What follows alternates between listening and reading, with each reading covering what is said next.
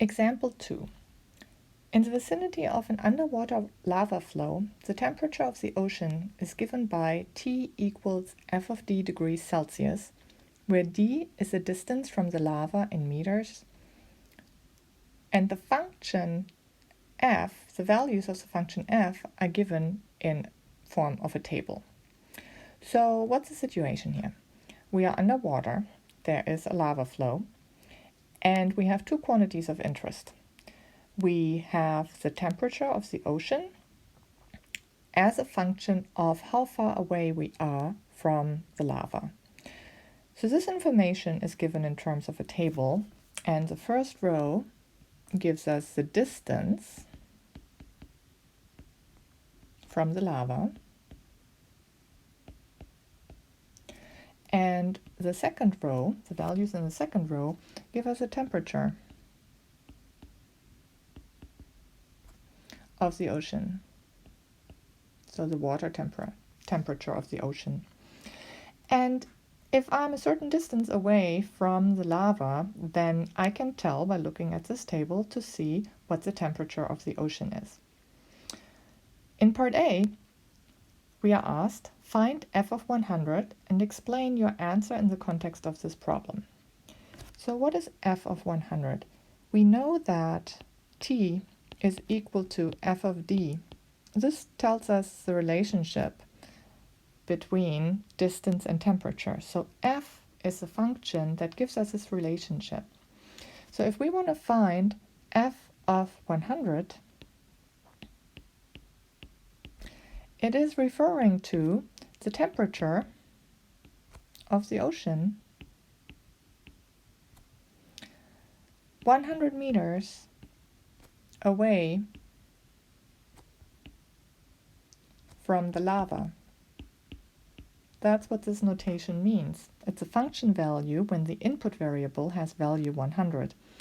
We can go to the table and see that when the distance is 100, the temperature is 62 degrees Fahrenheit. So our answer is that f of 100 is 62 degrees Celsius. I think I said Fahrenheit. Celsius, of course. So, explaining this in the context of the problem, we can write a full sentence that translates this mathematical notation f of 100 into words by saying 100 meters away from the lava flow, the temperature of the ocean is 62 degrees Celsius. So let's write that down. So at 100 meters from the lava, the temperature, let me fix that, the temperature is 62 degrees Celsius.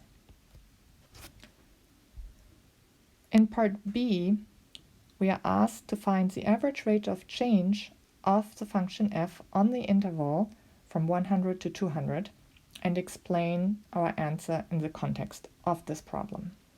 Okay, so the average rate of change was given in the previous definition, or the definition on the previous page, and it said that we needed to compute f of y divided by f of x equal to f of b minus f of a divided by b minus a. Now, in this example, we have different variable names. We don't have y and we don't have x. So in our case, our output variable is t, our input variable is d. So we want to compute the change in t divided by the change in d. It is always output, or the change in output over the change in input. Those are the two ideas, the two quantities that we need to identify. Now, what was A and B? A and B came from using the interval from A to B. So in our case, the interval is 100 to 200. So A is equal to 100 and B is equal to 200. So we can now write down what we want to compute. We want to compute f of b, which is f of 200, minus f of a, which is f of 100, divided by b minus a, that is 200 minus 100. And all of this information, what f of 200 and f of 100 is, we get out of the table. We already know that f of 100 is 62, so we just need f of 200. So we do the same thing we did in part A. We find input 200 and the associated output value is 40. So f of 200 is 40, and then we have to subtract f of 100, which is 62, all divided by 200 minus 100. And when we are computing this, we get a negative number, minus 0.22. This number minus 0.22 has units, so I'd actually like to put the units down in the previous step. We had 40 minus 62. Those had units degrees Celsius, and the units in the denominator of 200 minus 100, those were meters. So really our rate of change is minus 0.22 degrees Celsius per meter. And those units are really going to help us interpret what this number means. So what does it mean? As we are moving away from the lava flow from 100 meters to 200 meters away, the temperature is decreasing at a rate of 0.22 degrees Celsius per meter. So we can write down that as we move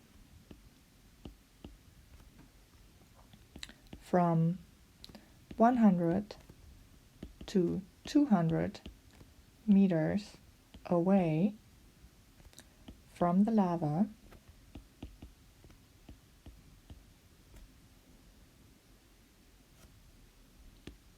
the temperature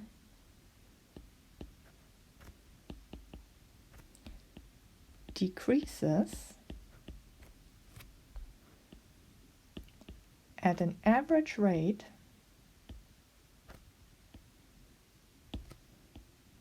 of 0.22 degrees Celsius per meter.